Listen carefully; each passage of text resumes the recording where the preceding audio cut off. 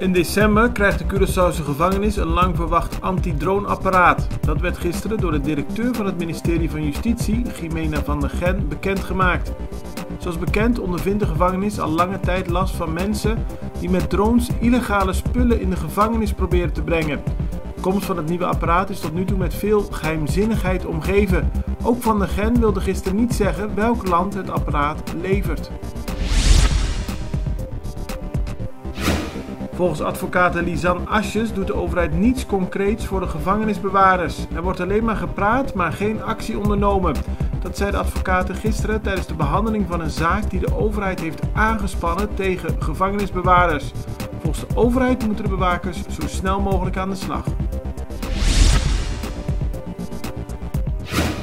Volgens minister-president Eugène Ruggenaat is Curaçao op dit moment niet gebaat bij al te hevige discussies over de raffinaderij.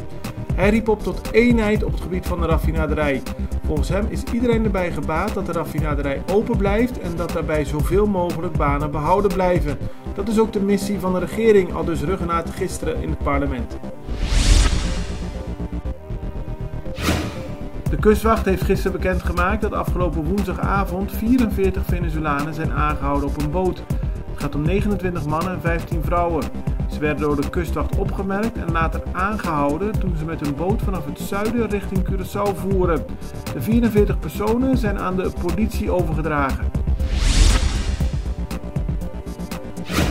Loterijbaas Robbie dos Santos wordt langer vastgehouden. Zoals bekend werd hij vorige week maandag aangehouden op Sint Maarten op verdenking van betrokkenheid bij de moord op Helmin Wiels. Het Openbaar Ministerie heeft een vordering ingediend om zijn hechtenis te verlengen en dat is door de rechter-commissaris toegewezen. De komende dagen zal dos Santos verder worden verhoord. Controleurs van het ministerie van Economische Zaken hebben gisteren een opmerkelijke, maar vooral gevaarlijke situatie aangetroffen tijdens de controle van een etablissement in de Passaatstraat in Punda. Onder een bank waren 5 gasflessen verstopt. De bank werd door een persoon als bed gebruikt en in dezelfde ruimte werd heel veel gerookt. Dat was gevaarlijk en de gasflessen zijn in beslag genomen. De eigenaar heeft een waarschuwing gekregen. In Nederland zijn er vragen gesteld over de oprichting van de Kluivert Dog Rescue Center Foundation van Rosanna Kluivert, de echtgenote van oud-voetballer Patrick Kluivert.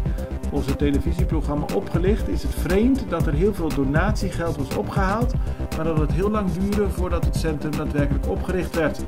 2 weken geleden werd bekend dat de Stichting Dierenbescherming Curaçao gaat samenwerken met de Kluivert Dog Rescue Foundation.